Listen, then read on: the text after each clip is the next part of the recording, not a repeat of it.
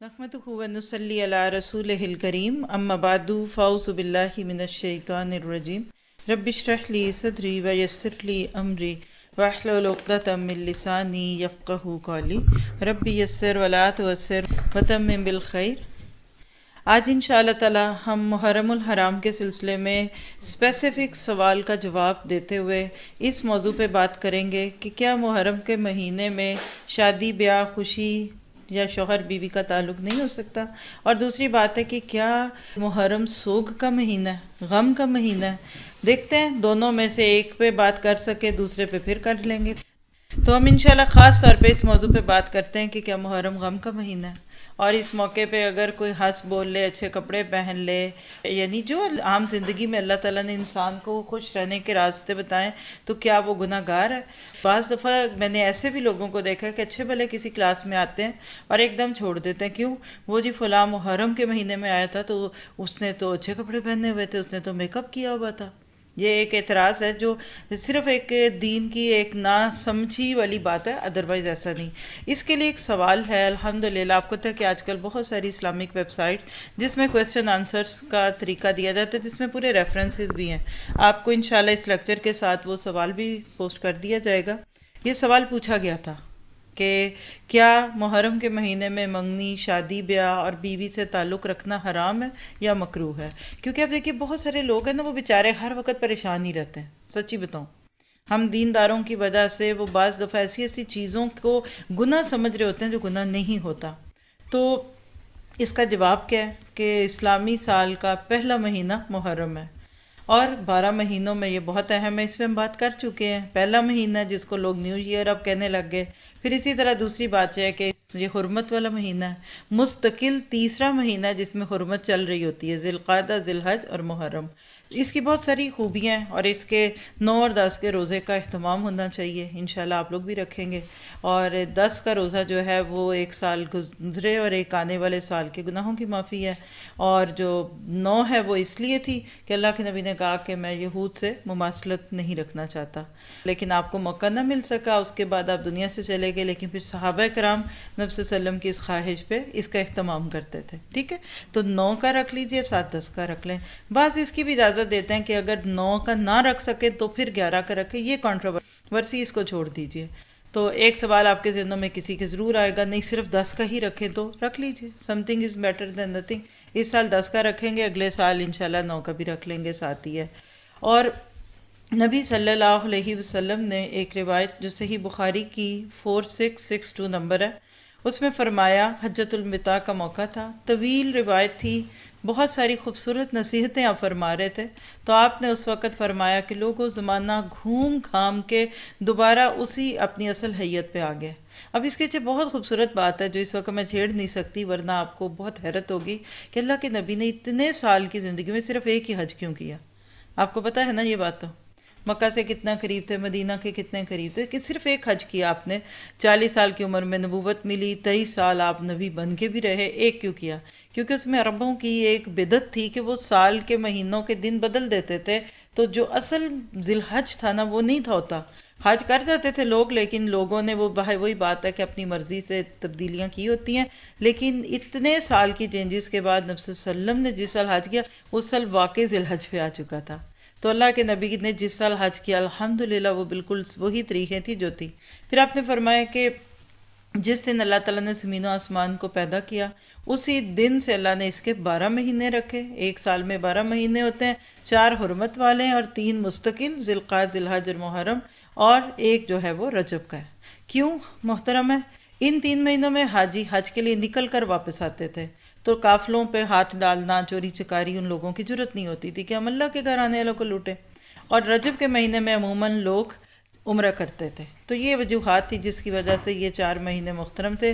अब सवाल पैदा होता है कि अल्लाह के नबी सल्लल्लाहु अलैहि वसल्लम ने हमें मुहर्रम के बारे में और क्या बताया। 9 और 10 का रोज़ा भी बता दिया, हुर्मत वाला महीना ये भी बता दिया।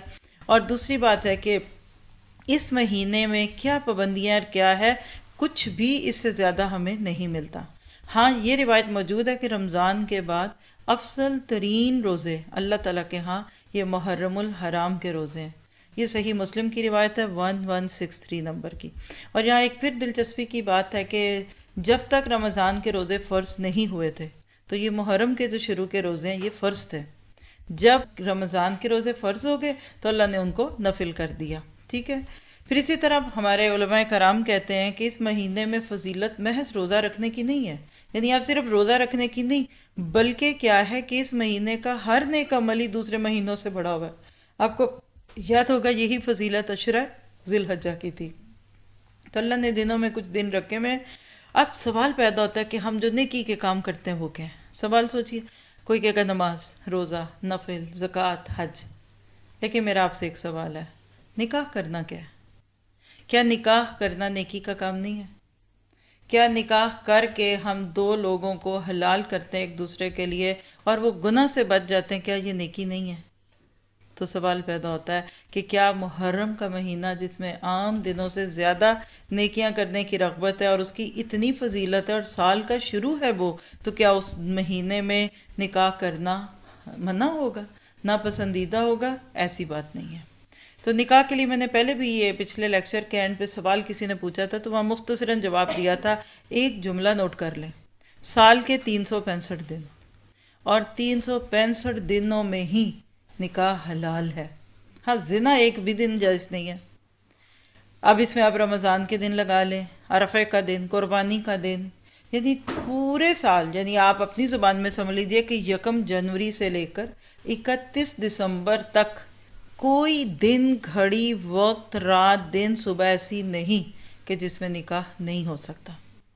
حلال کام ہے، جائز کام ہے. میں یہاں ایک تھوڑی سی کڑوی سی بات کہہ سکتی ہوں. نکاح تو حلال ہے، شادی بھی حلال ہے، لیکن جو کام کرتے ہیں نا لوگ وہ نہیں کر سکتے اس مہینے میں. بات سمجھ گئے؟ یعنی نکاح کے نام پہ جو نافرمانیاں ہوتی ہیں وہ کرتے ہوئے شرم آتی ہے. اس لیے کچھ لوگ محرم میں نہیں کرتے، اسی طرح کچھ لوگ رمضان میں نہیں کرتے اور ان کا خیال ہے کہ یہ ایسا ہے وہ ہے. تو نکاح حلال ہے، مباح ہے اور خوشی کا موقع ہوتا ہے. لہٰذا اس مہینے میں اس کو اگر منعقد کیا جائے تو اس کے لیے کچھ سوگ والی بات نہیں. یہ بھی محرم کا مہینہ جب شروع ہوا نا تو کسی نے ایک سلائیڈ بھیجی اور بڑی سیڈ اور دکھی سی کہ ہمارے ہاں تو خوشی کا آغاز بھی غم سے ہوتا ہے. مراد یہ کہ نیا سال شروع ہو رہا ہے، خوشی ہے، لیکن محرم سے ہو رہا ہے جو غم کا سال ہے. تو یاد رکھیے گا کہ ایسی کوئی بات نہیں ہے، نہ قرآن میں، نہ سنت میں، نہ صحابہ کے کسی عمل سے، نہ اس کے بعد ہمارے اسلاف ائمہ کرام جو نیک بزرگ گزرے، کسی نے بھی محرم میں نکاح کو ناجائز نہیں سمجھا. ٹھیک ہے. بلکہ نہ صرف یہ کہ اس کو جائز سمجھتے تھے بلکہ ایسی چیزوں کو توڑنے کے لیے جو معاشرے میں عام ہو چکی ہوتی تھی ایسی چیزوں کا اہتمام کرتے تھے. یہ بھی ایک بہت بڑا جہاد ہوتا ہے. جیسے ابھی میں نے آپ سے کہا کہ اس مہینے میں لوگ اچھے کپڑے نہیں پہنتے تو آپ اس نیت سے پہن کے آئیں کہ لوگ دیکھ لیں کہ کوئی گناہ نہیں ہے. عمل سے جو تبلیغ ہوتی ہے وہ لفظوں سے یاد نہیں ہوتی. کالے کپڑے تو پہن لیں، کالے کپڑے آپ ویسے روز پہنتے ہیں، آپ میں سے کتنوں نے بھی پہنے ہوئے، کوئی حرج کی بات نہیں ہے. لیکن اگر آپ اس سوچ کے ساتھ کالے کپڑے پہنے کہ محرم کا مہینہ ہے، یہ درست نہیں ہے. پھر تو ہر ابائے والا جو ہے وہ محرم کے ناطے سے ہی کالے کپڑے پہن رہا ہے. تو اسلام میں ایسی کوئی چیز نہیں ہے. تو آپ کہہ لیجئے کہ یہ چیز پیچھے سے چلتی آ رہی ہے. اور آج یاد رکھیں ہمارے دین کی یہی تو ایک خوبصورتی ہے کہ اگر آپ کوئی چیز حلال کرتے ہیں تو اس کی بھی دلیل ہوگی، اور اگر کسی چیز کو حرام کرتے ہیں تو اس کی بھی دلیل ہے. تو اگر کوئی ایسا کہتا ہے تو اس سے اس کی دلیل مانگی جا سکتی ہے. اب تعویل کی جا رہی، ہاں غم کا مہینہ ہے، کتنے لوگ اس دن غم منا رہے ہیں، ماتم کر رہے ہیں، یہ ان کا ایشو ہے، ہم ان کو نہیں کہہ سکتے کچھ بھی. لیکن ہم ایک جائز چیز کو ناجائز نہیں کر سکتے. آپ ذرا سا سوچیں اس کو، ذرا سے ہمارے علاقوں میں جو نکاح اور شادی ہے اس کو دیکھیے. آپ دیکھیے کہ نکاح نہ ہو اور ایک لڑکا لڑکی ایک دوسرے کے ساتھ تعلق رکھیں، بات چیت کریں اور وہ سارے یعنی جذبات شیئر کریں جو شادی کے بعد ہونے ہوں گے، گناہ کے سبب ہے. کسی ماں اور باپ کو پتہ لگ گیا محرم سے ایک دن پہلے کہ ایک لڑکا ہے وہ کسی لڑکی کے چکروں میں پڑا ہوا ہے اور وہ اس سے تعلق کر رہا ہے، ان کو کیا کہنا ہے کہ اب ذرا 1 مہینہ ٹھہر جاؤ پھر تمہارا نکاح کرتے ہیں. فوراً کر دیجئے، اگلے ہی دن کر دیجئے تاکہ وہ گناہ سے بچ سکے. تو لہٰذا ایسی کوئی بات نہیں ہے جس میں آتی ہے. اب دوسرا سوال ہے کہ کیا یہ سوگ والا مہینہ اور سوگ میں شادی نہیں ہو سکتی؟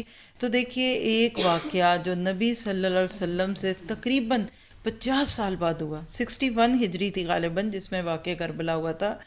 50 سال بعد آپ کے دنیا سے جانے کے ایک واقعہ روح پذیر ہوا، شریعت پوری ہو گئی. اسلام الیوم اکملت لکم دینکم والی بات آ چکی ہے. کیا اس وقت ہونے والے ایک واقعے کی بنیاد پہ ہم محرم کے مہینے کو اس طرح لے سکتے ہیں؟ نہیں لے سکتے. بلکہ آپ کو پتہ ہے کہ محرم کے مہینے کے ناطے سے اور کئی اچھی چیزیں ہیں جو انشاءاللہ آگے آپ کے ساتھ شیئر کر سکتی ہوں. یعنی آپ دیکھیے کہ 10 محرم کا روزہ جب آپ نے مدینہ میں لوگوں کو رکھتے دیکھا تو پوچھا آپ کیوں رکھ رہے ہو؟ تو لوگوں نے کیا کہا کہ اس دن فرعون ڈوبا تھا، بنی اسرائیل کو نجات ملی، یعنی موسیٰ اور ان کے ساتھیوں کو نجات ملی تھی، تو ہم اس وجہ سے خوشی مناتے ہیں.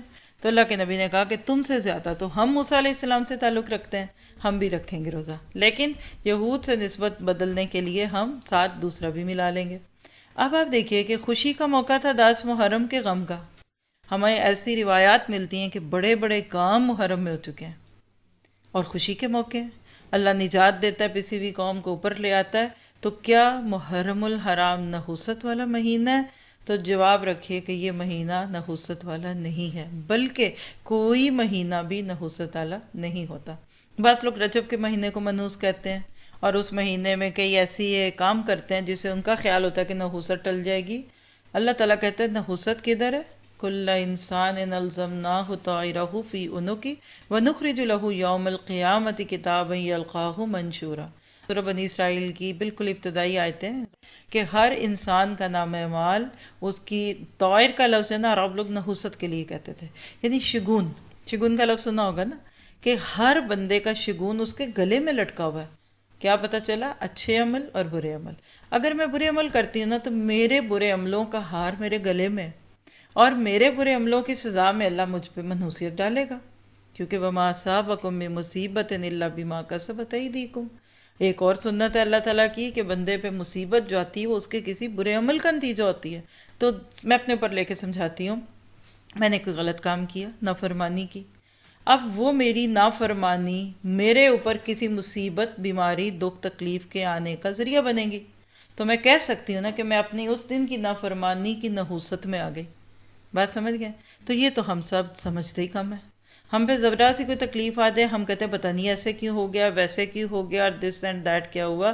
تو یاد رکھیے کہ یہ مہینہ نحوست والا نہیں ہے. اور باقی دوسری بات ہے کہ کیا یہ غم والا مہینہ؟ چلے مان لیتے ہیں منحوس نہیں ہے، تو کیا یہ غم کا مہینہ ہے؟ اور شادی سے روکنے والے اسی بنیاد پہ کہتے ہیں نا کہ اس مہینے میں نواسۂ رسول جو حضرت حسین رضی اللہ عنہ اور ان کے خاندان کہ کچھ لوگوں کو بڑے ظلم کے ساتھ شہید کیا گیا. یہی وجہ ہے نا. اس کی بھی ڈیٹیل کسی دن آپ سے شیئر کروں گی. صرف میں چاہتی ہوں کہ ذہنی طور پہ پختہ ہو جائیں تو پھر زیادہ فائدہ ہوگا. اب سوال پیدا ہوتا ہے یہ بات کرنا کہ ایک نواسۂ رسول یا ان کے ساتھ کچھ لوگوں کی شہادت کو بنیاد بنا کر ایسی باتیں دینا، یہ دین کے احکامات سے ناواقفیت کی بات ہے. کیوں؟ نمبر 1، کیا شہادت بری چیز ہے؟ مجھے بتائیے، شہادت جیسی نعمت بے بہا کسی بھی طور پر غم کی چیز ہے؟ 2 دفعہ تو اللہ نے قرآن پاک میں بالکل شروع میں ہی کہہ دیا کہ تم وہ لوگ جو اللہ کے راستے میں مارے جائیں ان کو مردہ نہ کہو، وہ زندہ ہیں اور وہ اللہ کے ہاں روزیاں پا رہے ہیں. اور علامہ اقبال کا بڑا خوبصورت شعر ہے، مجھے زبانی نہیں یاد، لیکن وہ کہتے ہیں شہیدوں کا غم ہم نہیں منایا کرتے. یعنی ہمارے ہاں تو اگر نواسۂ رسول شہید ہو گئے تو خوشی کی بات ہے. دیکھیے اپنے اوپر لیں، کل آپ کا بیٹا اللہ اس کو کسی اچھے کام میں اپنی راستے میں لے لے تو غم کرنے آئیں گے اس ماں سے. آپ ذرا صحابہ اور صحابیات کے تذکرے تو پڑھیے. اسماء بنت ابی بکر اپنے بیٹے کو کیا خبر دے کے بھیجتی ہیں کہ بیٹا تمہارے سینے پہ تیر ہو، پیچھے نہ ہو، مطلب تم بھاگ رہے تھے تو پیچھے سے تیر لگ گیا، مجھے خوشی ہوگی. اور وہ بھی تو صحابیہ تھی جس کو 4 شہادتوں کی خبر ملی. بیٹا مر گیا، بھائی چلا گیا، باپ چلا گیا، شوہر بھی چلا گیا، اور ایک سوال کرتی جا رہی ہے کہ نبی صلی اللہ علیہ وسلم ٹھیک ہے؟ کہا ہاں وہ ٹھیک ہے. پھر اس کے بڑے پیارے شعر ہے عربی میں، کہتی آپ کے بعد اب ہر غم ہلکا ہے. کیا اللہ ہمیں وہ پیار نبی کے ساتھ دے. تو شہادت کو غم نہیں کہتے، ہم شہیدوں کا سوگ منایا نہیں کرتے. ہم تو اپنے بچوں کو یہ دعا دیں، موت تو آنی ہے، دیکھیں اپنے بچوں کو دعا دیا کریں اللہ تمہیں اپنے راستے کی موت دے. مت کہ آپ کے کہنے سے فوراً آ جائے گی، یعنی اپنے وقت پہ.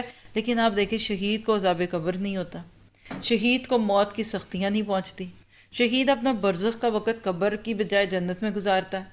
میں تو اپنے لیے کروں گی، آپ نے کرنی ہے کہ نہیں کہ اللہ مجھے شہادت کی موت دے. حضرت عمر دعا کیا کرتے تھے اللہ مجھے تیرے نبی کے شہر میں شہادت کی موت دینا. تو لوگ ہنستے تھے. نبی کا شہر مدینہ، تو مدینے میں تو جنگ ہوتی نہیں، وہاں تو ایسی کوئی موقع نہیں آئے گا یہ ہوگا، تو آپ کے رستے مدینے میں کیسے ہوگا؟ جیسے آج کل کے بھی دور میں دیکھیں، ایک عالم گزرے تو ان کے بارے میں معروف ہے، وہ یہی کہا کرتے تھے کہ اللہ مجھے نبی کے شہر میں شہادت کی موت دینا، تو ان کے گھر والے کہتے تھے آپ کیسی بات کرتے ہیں، مدینہ میں تو جنگ ہوتی نہیں ہے۔ تو اللہ نے کیا کیا، اپنے گھر میں اپنے شہر میں واز کر رہے تھے، بم پھٹا، کسی دشمن نے پھولوں کے ساتھ بم بھیج دیا اور بم پھٹا، شہید ہوئے، 2-3 دن لاہور میں رہے، کہا مجھے مدینہ لے جاؤ، اور مدینہ جہاز سے جا کے اترے، ابھی وہ اسپیشل سعودی عرب نے اپنا چارٹر طیارہ بھیجا اور وہاں جہاز میں ایئرپورٹ میں پہنچے ہیں اور ہاسپٹل جانے سے پہلے دم دے دیا، آج بھی جنت البقیع میں دفن ہے، دونوں دعائیں پوری ہو گئی، یعنی اللہ کے رستے میں اللہ کا پیغام دیتے ہوئے شہید ہوئے نا۔ تو بات کا خلاصہ کیا ہے کہ میں اور آپ اپنی مرضی سے کسی چیز کو اچھا یا برا کہہ سکتے ہیں؟ نہیں کہہ سکتے۔ دوسری بات ہے کہ حضرت عمر رضی اللہ عنہ، انشاءاللہ اگر موقع ملا انہی دنوں میں صرف حضرت عمر پہ بات کروں گی انہی دنوں میں، کیونکہ شاید ہی کم لوگوں کو پتا ہے کہ حضرت عمر بھی یکم محرم کو شہید ہوئے تھے۔ پیچھے سنا چکی ہوں ایک درس میں، فروز لولو تھا تو اس نے 27 ذی القعدہ کو زخمی کیا تھا، اور 3 دن آپ زخموں کی تاب نہ لا کر مارے گے۔ کبھی کسی نے ان کے بارے میں بھی بات کی؟ وہ تو خواہش کیا کرتے تھے، حضرت عمر تو دعا کیا کرتے تھے، بخاری کی روایت ہے 1890 کی، حضرت عمر کی یہ دعا تھی کہ اللہ مجھے اپنے راستے میں شہادت کی موت دینا۔ پھر اسی طرح سے آپ دیکھیے خالد بن ولید، آپ نے بھی نام سنا ہوگا، اس پہ ایک ہمارا لیکچر ہے پورا خالد بن ولید پہ ہے، کبھی دل چاہے تو سن لیجئے۔ ایمان ایسے لگتا ہے کہ ابل ابل کے پڑتا ہے ان کی زندگی کے حالات پڑھ کے، اور اپنے بچوں کو، جوانوں کو، بیٹوں کو بتایا کریں کس طریقے سے ان کو اللہ کے نبی کی زندگی میں سیف اللہ کا لقب ملا۔ سیف اللہ تلوار، اللہ کی تلوار ہے، ساری زندگی ایک تڑپ میں میدان جنگ میں جاتے تھے کہ مجھے شہادت نصیب ہو جائے، لیکن آپ کو پتہ شہادت نہیں ملی، اپنے بستر پہ گھر میں لیٹے وہاں وفات ہوئی، پھوٹ پھوٹ کے رو پڑے، کہنے لگے میرا سارا جسم زخموں سے چور ہے، لیکن دیکھو آج اپنے گھر میں پڑے ہوئے اونٹ کی طرح مر رہا ہوں اور موت کا منتظر ہوں۔ اور ان کی بیوی کہتی تھی جس دن آپ کو سیف اللہ کا لقب ملا تھا میں اسی دن سمجھ گئی تھی کہ آپ کسی کافر کی تلوار سے نہیں مریں گے، کیوں کہ اللہ کی تلوار کافر کے ہاتھ سے نہیں ٹوٹ سکتی۔ کتنی زیرک خاتون تھی۔ تو بہرحال یہ خالد بن ولید کا واقعہ البدایہ اور نہایہ میں موجود ہے، آپ خود بھی پڑھ سکتے ہیں۔ تو کیا صحابہ کا یہ شوق شہادت اس لیے تھا کہ ان کے مرنے کے بعد اس دن کو غم کا دن بنا لیا جائے؟ ایسی کوئی بات نہیں ہے۔ اللہ کے نبی کیا چاہتے تھے یہ بتائیے، آپ کا شوق شہادت کیا تھا؟ آپ تو اللہ کے نبی تھے، چنے ہوئے تھے، آپ نے خود اپنے لیے بھی یہی دعا مانگی اور اپنی امت کو بھی اسی بات کی رغبت دی تھی کہ اللہ تعالیٰ کے راستے میں موت آئے، اس کی دعا کیا کرو۔ حضرت ابو ہریرہ کہتے ہیں کہ اللہ کے نبی نے فرمایا کہ میں چاہتا ہوں کہ میں اللہ کے راستے میں جہاد کروں، پھر شہید کر دیا جاؤں، پھر مجھے زندہ کیا جائے، پھر شہید کر دیا جاؤں، یوں 2-3 بار کہا کہ میں زندہ کیا جاتا جاؤں اور ہر دفعہ شہید ہو کے آ جاؤں۔ یہ صحیح بخاری کی روایت 36 نمبر کی ہے۔ تو اللہ کے نبی تو اپنے لیے شہادت مانگ رہے ہیں۔ یہی روایت صحیح مسلم میں 1876 نمبر کی بھی ہے، اور آپ نے وہ حدیث بھی سنی ہوگی کہ شہید جب اللہ کی بارگاہ میں پہنچ جاتا ہے اس کو سبز پرندوں کی شکل دی جاتی ہے۔ بہت سارے لوگ پوچھیں نا مرنے کے بعد ہماری روحیں کدھر ہیں، جسم کدھر ہے؟ جسم تو قبروں میں چلے گئے، تو روح چلی گئی علیین اور سجین میں۔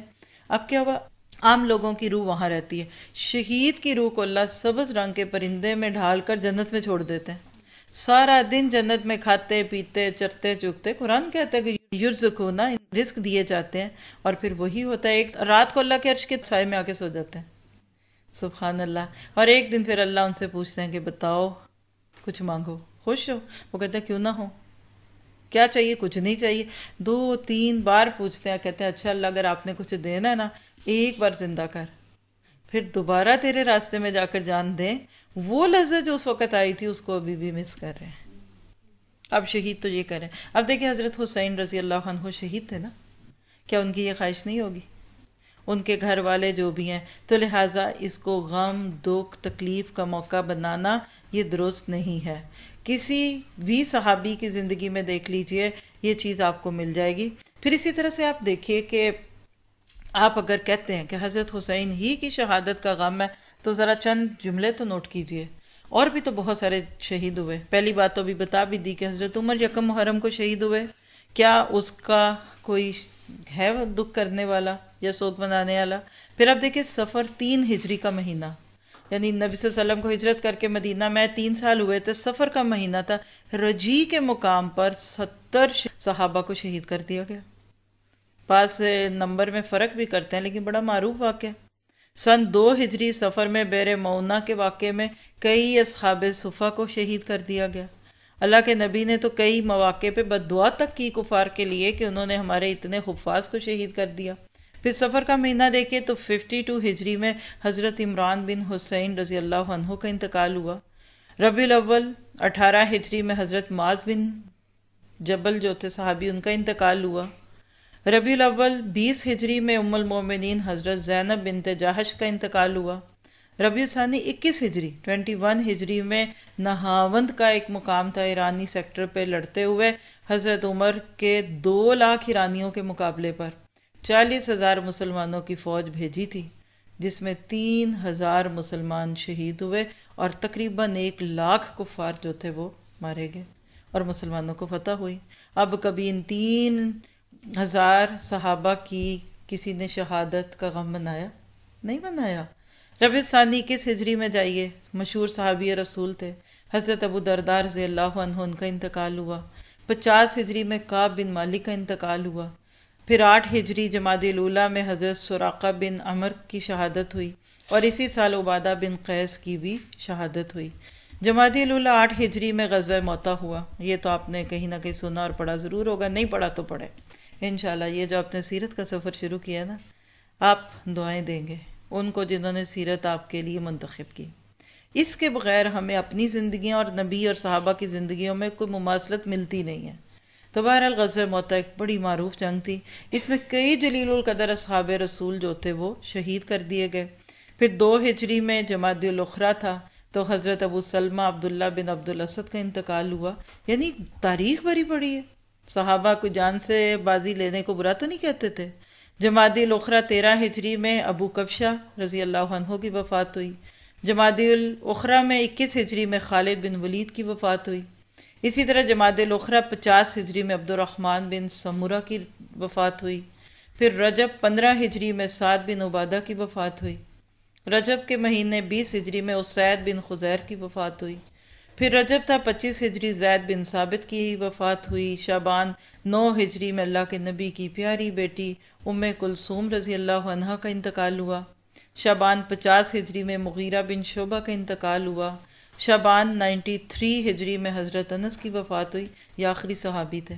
93 ایئر، آپ سوچئے 10 سال نکال دیجئے نبی صلی اللہ علیہ وسلم کی زندگی کے، آپ کے بعد اللہ نے ان کو 83 ایئرز کی عمر دی۔ پتہ آپ کو کیوں؟ یعنی لوگ کہتے ہیں اور تاریخی روایتیں ہیں کہ حضرت انس پہ دور صحابیت تمام ہوا، یعنی آخر میں فوت ہونے والے صحابہ میں سے تھے، کیونکہ اللہ کے نبی نے ان کو دعا دی تھی۔ جب اللہ کے نبی مدینہ میں آئے تو ان کی ماں ان کو لے کر آ گئی تھی اور کہا آپ کی خدمت کریں گے۔ 10 سال عمر اللہ کے نبی کی دعائیں لیتے رہے، اور ایک موقع پہ تو پھر آپ نے دعا دی کہ اللہ انس کو برکت دے، تو ان کے 100 سے زیادہ تو حافظ بیٹے پوتے نواسے تھے۔ دعائیں ضائع نہیں ہوتی، اپنے بچوں کو بھی دعائیں دیا کریں اور دعائیں لینے والے کام بھی کرنے دیا کریں۔ تو بہرحال آپ دیکھیے لمبی لسٹ ہے۔ رمضان 10 ہجری میں حضرت خدیجہ کی وفات ہوئی۔ 2 ہجری میں رمضان ہی کے مہینے میں حضرت رقیہ جو اللہ کے نبی کی بیٹی تھی ان کی ڈیتھ ہوئی۔ رمضان 11 ہجری میں حضرت فاطمہ کا انتقال ہو گیا۔ اللہ کے نبی سے کتنی دیر بعد بنتا ہے؟ ذرا سا اندازہ لگائیں۔ 6 ماہ، صرف 6 ماہ رہی تھی زندہ آپ کے بعد، کیونکہ آپ نے زندگی میں کہہ دیا تھا تم مجھے سب سے پہلے ملو گی آ کر۔ پھر اسی طرح سے آپ دیکھیں رمضان 32 ہجری میں حضرت عباس جو کہ آپ کے چچا تھے ان کا انتقال ہوا۔ شوال 3 ہجری میں حضرت حمزہ کی شہادت ہو گئی۔ 38 ہجری شوال میں صہیب رومی کی وفات ہوئی۔ ذی القعدہ 2 ہجری میں مشہور تابعی مسلمہ بن مخلد کا انتقال ہوا۔ ذی القعدہ 104 ہجری میں سالم بن عبداللہ بن عمر بن خطاب کا انتقال ہوا۔ کیا تھے حضرت عمر کے پوتے؟ دیکھیں سالم بن عبداللہ بن عمر بن خطاب، یعنی حضرت عمر کے پوتے تھے۔ پھر سر ذی الحج 5 ہجری میں آپ دیکھیں حضرت سعد بن معاذ کی وفات ہوئی۔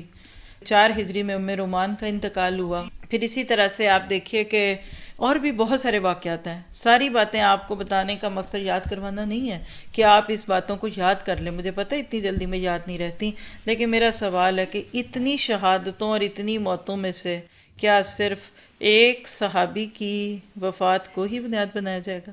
جو صحابی بھی تھے، اللہ کے نبی بھی تھے. صرف یہ لا علمی کی بات ہے. آپ یہ مت سوچئے کہ کسی سے محبت کی بنیاد پہ آپ اس کی خوشی کر لیں یا غم کر لیں تو آپ نے حق ادا کیا. وہ مقصد تو دیکھیے جس میں حضرت حسین نے جان دی. آج وہ مقصد زندہ ہے. کہتے شہید کو شہید کہتے بھی اس لیے ہیں کہ وہ مقصد نہیں فوت ہوا جس کے اوپر اس نے جان دی. شہید فوت مر جاتا ہے، لیکن جو مشن، جو مقصد ہوتا ہے اس کی زندگی کا، اس کو وہ پیچھے نہیں ڈال دیتا. تو لہٰذا ساری بات جو ابھی تک ہوئی، اس کا خلاصہ کیا ہے کہ ہم ان ساری باتوں کو سن کے دیکھیے. اب جو میں نے نمبر تھوڑے سے آپ کو بتائے نا، کیا پھر ان ساری باتوں کے بعد، یعنی جتنی آپ کو موٹے موٹے بتائے ہیں میں نے، اب سارے قابل اہم تھے، سب کی بڑی خوبیاں تھی، سب کو اللہ نے بہت کچھ دیا تھا. یہ بتائیے کہ کیا پھر اس کے بعد اگر ہر ایک کے یوم وفات کو ہم غم کا دن بنا لیں تو کیا سارا سال پھر ہم غم اور افسوس میں نہ رہیں؟ سیدھی سی بات، منائیں تو سب کا منائیں، غم کریں تو سب کا کریں، خوشی کو ناجائز کرتے تو سب کی کریں. تو پھر تو آپ دیکھ لیجئے پورے 12 مہینوں میں سے کوئی نہ کوئی دن ایسا موجود ہے. تو ایسا کچھ بھی نہیں ہوا.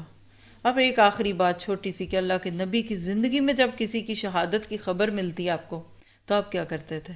غم روتے، دکھ کرتے؟ بالکل بھی نہیں کرتے. کیا یادگاریں مناتے؟ بالکل نہیں مناتے. تو کیا ہم نبی سے زیادہ غم کو محسوس کرنے والے ہیں؟ لہٰذا نہ اس کو غم کا مہینہ کہیے، نہ منحوس کہیے، نہ رونے دھونے والا کہیے. یہ عام دنوں والا دن ہے. کریں تو حضرت حسین کی سیرت کو زندہ کریں، ان کا کردار بنے. اپنے بچوں کی تربیت حضرت حسین اور حسن رضی اللہ عنہ کے ساتھ کریں کہ کیسے وہ مقصد پہ جیتے تھے. اور جوان بچے تھے. ہمارے جوانوں کو تو آج تک شاید یہ بھی نہیں پتا ہوگا کہ وہ حالات کیا تھے، وہ وقت کیا تھے. اور ایک آخری بات، اگر غم منانا ہوتا تو سب سے بڑا امت پہ غم کیا پڑا تھا؟ یہ مجھے آپ کو نہیں پتا. حضرت انس کی حدیث جا کے پڑھیں گے انشاءاللہ یہی سیرت کے سفر میں، جس دن آپ نبی صلی اللہ علیہ وسلم کا آخری سفر پڑھتے ہیں. وہ کہتے ہیں مدینے کی تاریخ میں سب سے چمکدار روشن دن وہ تھا جس دن آپ مکہ سے ہجرت کر کے مدینہ میں آئے تھے. لوگوں نے وہ نشید بھی کہا دی ہے نا، طلع بدر علینا، کہ ہم پہ آج 14ویں کا چاند طلوع ہے. لیکن حضرت انس کہتے ہیں مدینہ کی تاریخ میں سب سے غمناک دن وہ تھا جس دن نبی صلی اللہ علیہ وسلم اس دنیا سے چلے گئے. اگر غم منانا ہوتا تو 12 ربیع الاول جو لازمی اور حتمی اور مستند دن ہے آپ کی وفات کا، اس دن غم منائے. دیکھیے شیطان نے کیسی عقل ماری. 12 ربیع الاول کو تو ہم نے جشن منا لیے. 12 وفات پہلے کہتے تھے، اب نہیں کہتے. حالانکہ جو پیدائش تھی وہ 9 کو تھی، مان لے 12 کو بھی تھی، ہو سکتا ہے. تو خوشی پہ غم بھاری کہ غم پہ خوشی بھاری؟ اصل بات یہ ہے کہ آپ کا میرا کام کیا ہے کہ ہم ان لوگوں کی زندگیوں کو پڑھیں، اس پہ غور و فکر کریں، اور ایسے موقع پہ جو لوگ لا علمی میں یہ سب کچھ کر رہے ہیں ان کے لیے دعا کریں. کوئی ایگریشن یا غصہ یا جذباتی نہیں کرنا چاہیے، اس سے نفرتیں پیدا ہوتی ہیں. اور ایک چھوٹی سی بات دیکھیں کہ اللہ کے نبی کی اتنی حدیثیں ہیں جس میں ایک صرف سمجھ لیجئے کہ کوئی فوت ہو جائے 3 دن سے زیادہ غم نہیں، سوائے ایک عورت کے لیے جس کا شوہر فوت ہو جائے تو وہ 4 ماہ 10 دن کی عدت کرے گی. آپ کی اپنی 2 بیویوں کی مثال موجود ہے. ایک کا باپ ابو سفیان فوت ہوا اور ایک کا بھائی فوت ہو گیا عبداللہ بن جہش، اور تیسرے دن خوشبو منگاتی ہیں اور دوسری رنگ منگاتی ہے اور جسم پہ لگا کر کہتی ہیں واللہ ہی ضرورت نہیں ہے. حالانکہ اللہ کے نبی کا انتقال پہلے ہو چکا تھا، ابو سفیان بعد میں فوت ہوئے ہیں، شوہر پہلے ہی نہیں ہے، باپ بھی چلے گئے. اور وہ بیٹی کیا کہہ رہی ہے کہ میں صرف اس لیے آج یہ خوشبو لگا کر، رنگ لگا کر اپنے سوگ کو ختم کرتی ہوں کیونکہ میں نے اللہ کے نبی سے سنا ہے کہ وہ عورت جو اللہ اور یوم آخرت پہ ایمان لاتی ہے وہ 3 دن سے زیادہ کسی میت پہ سوگ نہ کرے. تو میں اپنے سوگ کا خاتمہ کرتی ہوں. ہم بھولنا ہی نہیں دیتے. پہلا دن، دوسرا، پھر تیجا، پھر 10واں، پھر مہینے، برسیاں، پھر اس کے بعد ہر سال ان دن. پھر عید نہیں کرتے کئی لوگ، اس سال ہم نے خوشی نہیں کرنی، اس سال وہ نہیں کرنا، دس اینڈ دیٹ. تو یاد رکھیے یہ سب کچھ کرنا ہمارے اسلام میں نہیں ہے. جو چلے گئے ان کے لیے دعا کیجیے، اچھی امید رکھیے. اپنے لیے یہ دعا کر لیں کہ اللہ ہم ابھی زندہ ہیں اور تو ہمارے لیے اس کو آسان کر دیں. بعض لوگ کہتے ہیں کہ حضرت فاطمہ رسول صلی اللہ علیہ وسلم تو ان کی ہجرت کے 3 سال کی ابتدا ہے، تو ہو سکتا ہے کہ یہ بات صحیح ہو کہ حضرت فاطمہ کی شادی بھی محرم میں ہوئی تھی، یاد ہی نہیں کسی کو۔ تاریخ دن تو یہ آج ہم نے یاد رکھنے اور سوچنے چاہے تو پھر اس کے بعد باقی بات کیا رہتے ہیں؟ دنیا میں سب سے اچھی یعنی باعزت عورت کی شادی اگر محرم میں ہو سکتی ہے تو آپ کے میرے لیے اس میں کوئی ایسی بات نہیں ہے۔ اب صرف اتنی سی بات لے کر بھی دوسروں کو نہ بتائیں۔ دیکھیے اگر آپ سے کوئی پوچھے تو بولے، نہیں تو چپ رہے۔ آپ کو میں نے اس لیے یہ سارا کچھ بتایا کہ آپ لوگوں کا حق بنتا ہے، کیونکہ آپ کلاسز میں آ رہے ہیں، پڑھ رہے ہیں، پڑھا رہے ہیں، تو کم از کم آپ کا ذہن تو کلیئر ہو جانا چاہیے۔ ادروائز جو مستقل علم سیکھ کے آپ کے اندر تبدیلی آئے گی، آپ فائدہ اٹھائیں گے، وہ صرف ایک درس سننے سے نہیں آتا، کوئی نہیں مانے گا آپ کی بات۔ جو کر رہا کرے، لیکن کم از کم آپ کے لیے تو ایک سوال آ گیا نا کہ اپنے آپ کو بہتر ہے، اور آپ نے کچھ کرنا ہے نا تو اللہ کے لیے سوشل میڈیا کے ذریعے محرم کے بارے میں جو میسیجز عام ادھر ادھر کی باتیں کی جاتی ہیں اس کو چھوڑ دیجیے۔ یہ چیزیں جو ہوتی ہیں یہ اصل میں ہمارے لیے درست نہیں ہے، اور اگر آپ کوئی اچھا میسیج اس طرح کا بنا کر جس سے لوگوں کے دلوں میں اس مہینے میں مزید نیکیاں کرنے اور روزے رکھنے کی خوبی پڑے تو وہ ضرور عام کیجیے۔ اللہ تعالیٰ آپ کو مجھے بہترین طریقے سے صحیح بات کرانے کی توفیق عطا فرمائے۔ ایک اور روایت ہے کہ حضرت صفیہ کا نبی صلی اللہ علیہ وسلم سے اور عثمان رضی اللہ عنہ کا ام کلثوم سے نکاح بھی محرم میں بتایا جاتا ہے، لیکن اس کی کوئی دلیل نہیں ہے، ہو بھی سکتا ہے نہیں بھی ہو سکتا ہے۔ ان صحابہ میں دیر از نو کویسچن کب کرنا ہے، جب کویسچن ہی نہیں تو یاد بھی نہیں رہے گا کب ہے۔ مثلا اگر آپ سے میں پوچھا آپ کے بیٹے کی کب شادی ہوئی تو آپ یہ جو آپ کا جنوری فیبرری وہ یاد رکھیں گی، میرا نہیں خیال آپ کو اسلامی مہینہ یاد ہوگا، نہیں ہوگا نا، کیونکہ جو رائج ہوتا ہے بندہ اس پہ کر لیتا ہے۔ تو صحابہ میں چونکہ عربک مہینے ہوتے تھے انہوں نے کبھی اس چیز کو لیا نہیں اور سوچا بھی نہیں تھا، تو اللہ تعالیٰ آپ کے میرے لیے اس بات میں برکت عطا فرمائے۔ جزاک اللہ خیر۔ السلام علیکم ورحمۃ اللہ۔